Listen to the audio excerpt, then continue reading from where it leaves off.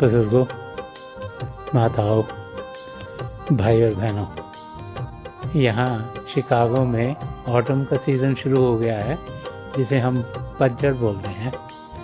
और जितने भी पत्ते हैं, जब भी बाहर पेड़ों पौधों की ओर देखो तो हर एक सीन बहुत ही खूबसूरत लगता है। ऐसे लग रहा है कि जैसे परमात्मा ने अलग अलग पेंटिंग्स बना दी हों। एक तरफ देखो यहाँ खूबसूरती दिखाई देती है, उस तरफ देखो वहाँ खूबसूरती दिखाई देती है। और जब भी इस ओर ध्यान जाता है तो लगता है कि प्रभु ने क्या क्या रचा होगा। अब ये तो हम बाहर के रंगों को देखते हैं, ऐसे रंग जो कि हमें बड़े खूबसूरत लगते हैं। और अगर ध्यान से सोचें तो ये बाहर में इन आँखों से जो हम देख रहे हैं, इससे बहुत ही खूबसूरत प्रभु ने वो बनाया है जो हम अंदरूनी आँख से देख सकते हैं।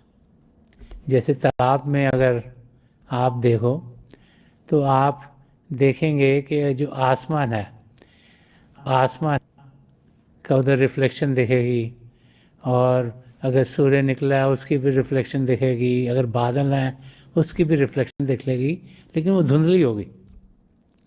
और आसमान की ओर देखेंगे तो वो बड़े साफ साफ दिखाई देंगे। ऐसे ही जो रंग हम बाहर देख रहे हैं, जो हमें बड़े खूबसूरत लग रहे हैं, ये धुंधले से रंग हैं। जब अंदर की दुनिया में बढ़ते हैं, जो प्रभु का शब्द है, जिसके दो रूप हैं, ज्योति और श्रुति, जब प्रभु की ज्योति के दर्शन करते हैं तो रंग इतने खूबसूरत हैं कि उनका किन्हीं भी लफ्ज़ों में बयान नहीं किया जा सकता। कोई भी ऐसे शब्द किसी भी भाषा में नहीं बने जो कि अंदर की खूबसूरती को बयान कर सकें। बार बार महापुरुष जब भी आए हैं, हमें समझाते चले आए हैं कि सारी खूबसूरती हमारे भीतर है, सारा आनंद हमारे अंदर है। और अंदर की दुनिया में जब हम बढ़ने का तरीका पालेंगे तो फिर हम देखेंगे कि ज़िंदगी कितनी हसीन है, कितनी खूबसूरत है और कितनी मधुर है। इंसान जब भी जीता है तो जो जो उसे पदार्थ मिलते हैं उनका इस्तेमाल करता है ताकि जो उसको करना वो कर पाए। यहाँ नॉर्थ अमेरिका में, जिसमें कि अमेरिका आता है, कनाडा आता है और मेक्सिको आता है, इन तीनों कंट्रीज़ को नॉर्थ अमेरिका कहा जाता है। यहाँ पर बहुत साल पहले, जबकि यहाँ यूरोप से को लोग नहीं आए थे, तो जो लोग यहाँ रहते थे उनको अमेरिकन इंडियंस कहा जाता था। जब वो रहते थे तो उस समय उनको जो मेटल्स हैं उनका कुछ वाकफियत नहीं थी। वो जब जीते थे तो उनको ये समझ में आई कि जो पेड़ हैं ये बहुत ज़रूरी हैं, क्योंकि इनके ज़रिए ही वो इनको काट के वो आग भी जलाते थे, इनसे घर भी बनाते थे। लेकिन जब हम समझने की कोशिश करें कि इन बड़े बड़े पेड़ों को वो काटते कैसे थे, जब उनके पास कोई कुल्हाड़ी नहीं थी, कोई लोहा नहीं था, तो हिस्ट्री की ओर देखें तो उस समय जो लोग वहाँ रहते थे, वो जो पत्थर होते थे उनको एक दूसरों से तोड़कर उनको ऐसे बनाते थे अगर वो नोकीली हो जाए, उनके एजेस शार्प हों। और फिर दूसरी चीज़ जो उनको समझ में थी वो थी आग, फायर बहुत साल पहले से इंसान जानता है।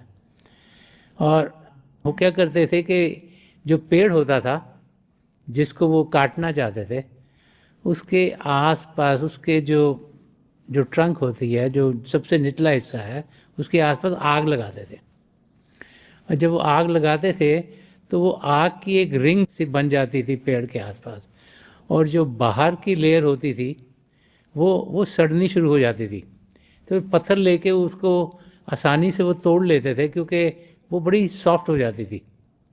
और जब एक लेयर टूटती थी वो फिर से आग लगाते थे, और दूसरी लेयर ऐसे एक और जो आग से सॉफ्ट हो जाती है उसको काटते थे, फिर तीसरी को काटते थे और ऐसे करके पेड़ को गिरा लेते थे।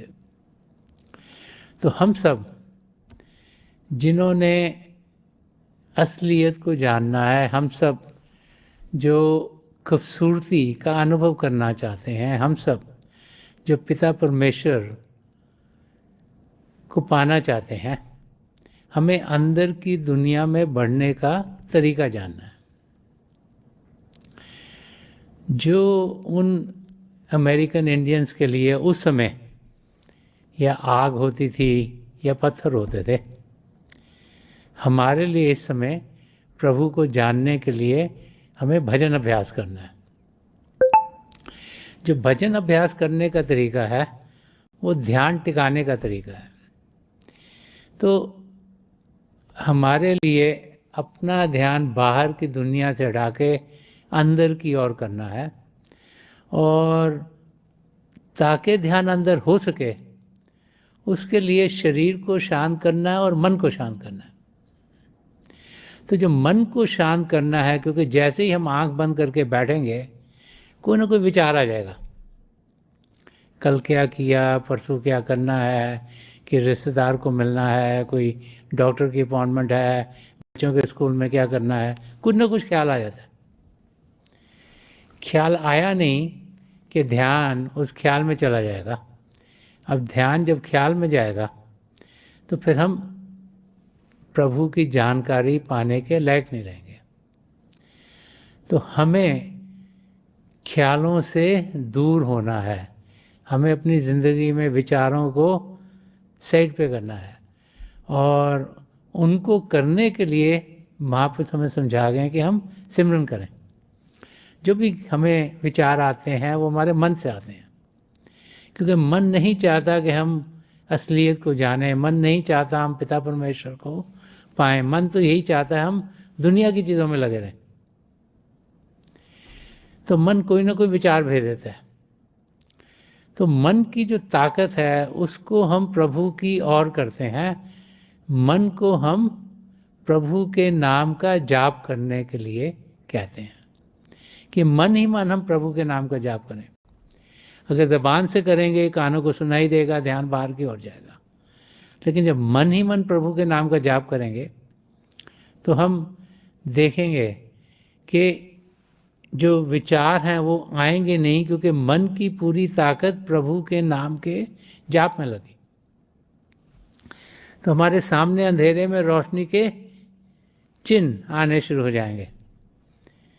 रोशनी लगेगी, आके जा रही है, रोशनी के चक्र हैं, रोशनी तरह तरह की हो सकती है, सुनहरे रंग की, सफ़ेद रंग की, लाल रंग की, पीला, नीला, हरा, जामुनी, और इतनी खूबसूरती हमें अंदर दिखाई देती है कि उसका बयान शब्दों में किया नहीं जा सकता। लेकिन जैसे ही हम उस ज्योति से जुड़ते हैं तो हमारे अंदर खुशी के फुहारे खिलने शुरू हो जाते हैं, हम शांति से भरपूर होते हैं, हम प्रभु के प्रेम का अनुभव करते हैं और हम खुशी से भरपूर हो जाते हैं। एक ऐसी अवस्था जिसे आनंद की अवस्था कहा गया है, उसमें इंसान पहुंच जाता है और उसे हर एक चीज़ खूबसूरत लगनी शुरू हो जाती है। जब प्रभु की नज़दीकी मिलती है तो उससे नज़दीक तो और कुछ है नहीं। तो प्रभु को पाने के लिए हम अंदर की दुनिया में जब कदम बढ़ाते हैं तो ज़रा सा भी उनका अनुभव होता है, उनकी ज्योति और श्रुति, जिसे शब्द कहा गया, नाम कहा गया, जब उसके साथ हम जुड़ते हैं तो अंदर से हमारी आत्मा को जैसे खुराक मिल गई हो। हमारी आत्मा जो शरीर को जान दे रही है, जिसे प्रभु से बिछड़े लाखों करोड़ों साल हो गए, जैसे ही वो प्रभु के शब्द के साथ जुड़ती है तो वो हरी भरी होनी शुरू हो जाती है, और जैसे उसमें तंदुरुस्ती आती है तो वो खुशी से भरपूर हो जाती है, क्योंकि जो वो चाहती है कि मैं पिता परमेश्वर को जानूं, पिता परमेश्वर को पाऊं, वो सिर्फ मानव चोले में ही उसके लिए मुमकिन होता है।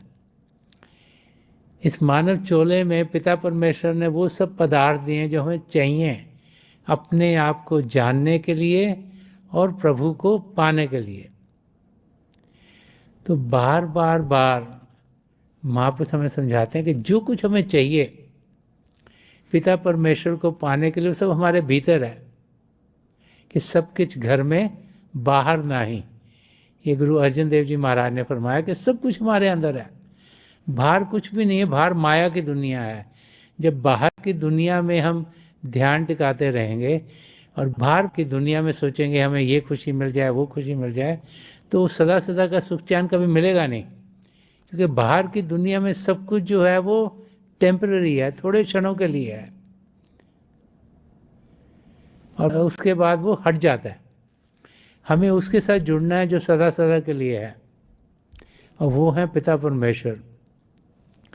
उनके साथ हम जुड़ सकते हैं। ये बार बार बार महापुरुष समझा गए हैं। हम में से हर एक पिता परमेश्वर को जान सकता है, पहचान सकता है, उनसे एक में हो सकता है। हमें ध्यान उनकी ओर करना है। वो ही हमारे सच्चे मित्र हैं, वो ही हमारे मददगार हैं। उनके ज़रिए हमें सब कुछ मिलता है। उन्होंने सारी सृष्टि रची, सब कुछ उनकी देन है, और अगर हम उनको पा लेंगे तो हमें सब कुछ मिल जाएगा।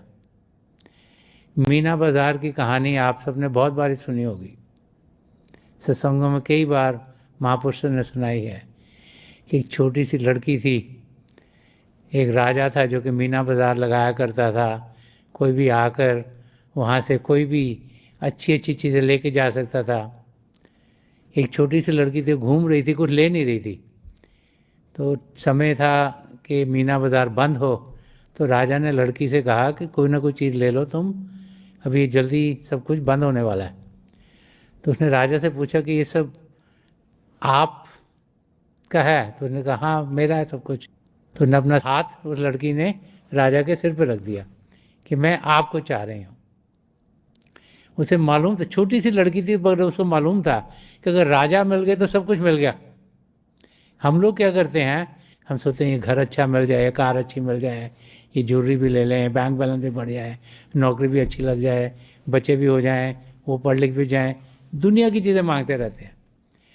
लेकिन ये भूल जाते हैं कि सब कुछ प्रभु की देन है। अगर पिता परमेश्वर मिल गए तो सब कुछ खुद खुद मिल गया। सारी सृष्टि उनकी रची हुई है, हर एक चीज़ उनके बहाने में चलती है। तो अगर उनको पाएंगे, उनको जानेंगे, उनको पहचानेंगे, उनसे एक में एक होंगे, तो सब कुछ खुद ब खुद पा लेंगे। यही बार बार बार महापुरुष हमें समझाते चले आए हैं। एक वाक्य है जो कि यूरोप का है, एल्प्स, वहाँ के बहुत बड़े माउंटेन्स हैं, पहाड़ हैं बहुत बड़े वहाँ के। और जैसे हिमालय हिंदुस्तान में बहुत बड़े हैं, एल्प्स भी वहाँ बहुत मशहूर हैं यूरोप में। तो वहाँ पर एक छोटा सा लड़का रहता था, गडरिया था। वो जब भी अपने शिप को चराता था, उसको ये लगता था कि मेरा कोई दोस्त नहीं है। प्रभु से वो प्रार्थना करता था कि हे प्रभु, मुझे कोई दोस्त मिल जाए, मेरा कोई दोस्त बन जाए। तो बड़ी प्रार्थना उसने करी। तो एक दिन जब वो अपने कार्य कर रहा था, तो उसने देखा कि 3 बुजुर्ग इंसान उसके पास आए हैं, जिन्हें वाइज ओल्ड मैन कहते हैं। तीनों ने एक एक सुराही अपने हाथ में ली हुई थी। तो पहले ने कहा कि बेटा, अगर तुम इस सुराही में से पी लोगे तो जितने भी पैसे तुम्हें चाहिए जिंदगी में तुम्हें मिल जाएंगे। दूसरे ने कहा, बेटा, अगर तुम मेरी सुराही में से पी लोगे तो जितनी भी पावर तुम्हें चाहिए वो तुम्हें मिल जाएगी।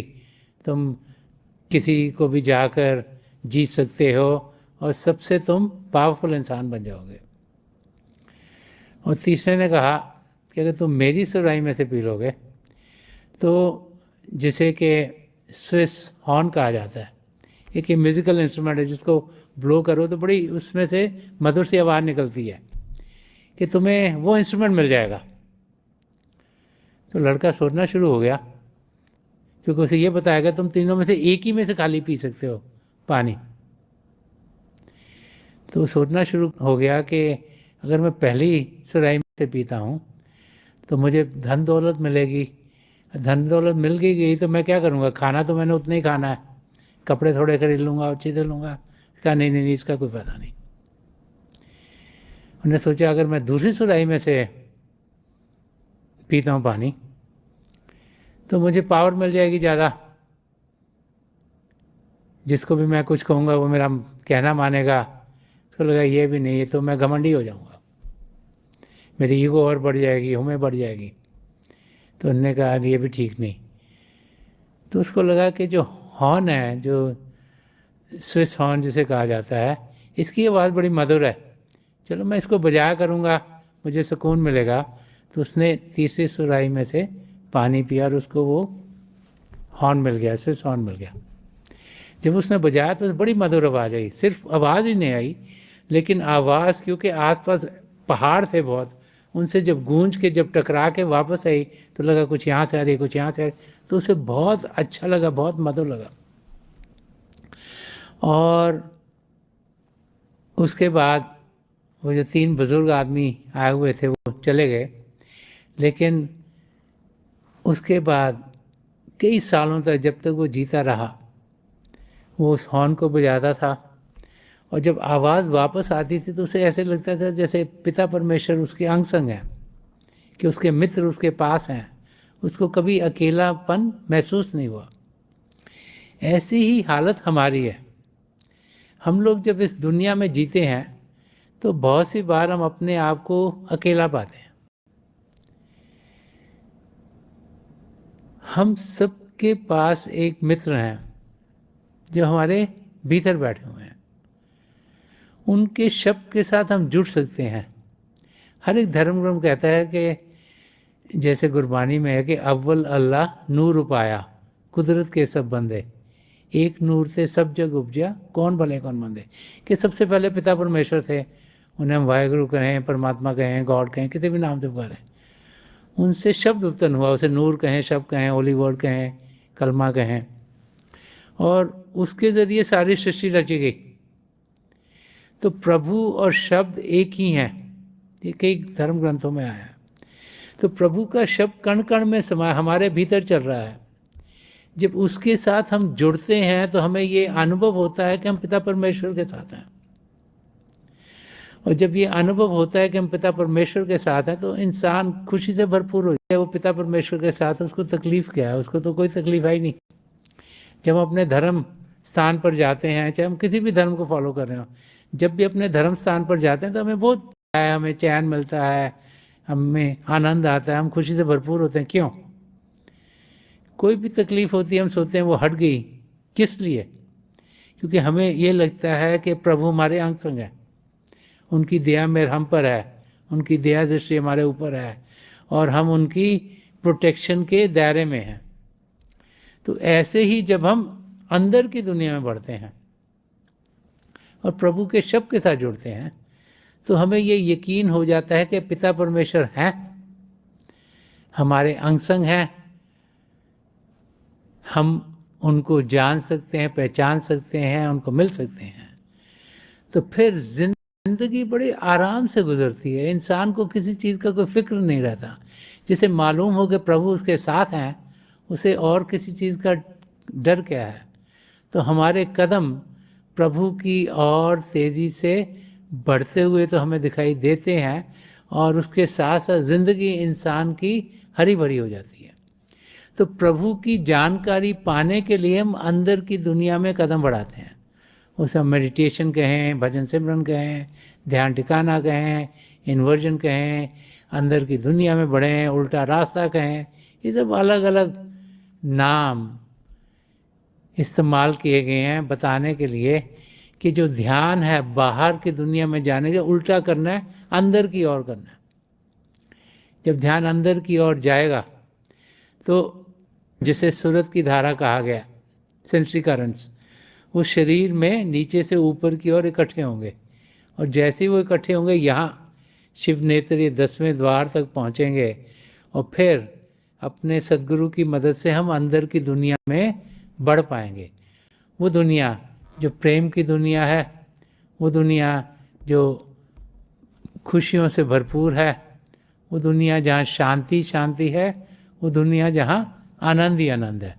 हम सब उस दुनिया का अनुभव कर सकते हैं, वो हमसे कहीं दूर नहीं, हम सबके भीतर है। और हमें सिर्फ ध्यान बाहर से हटाकर अंदर की ओर करना है।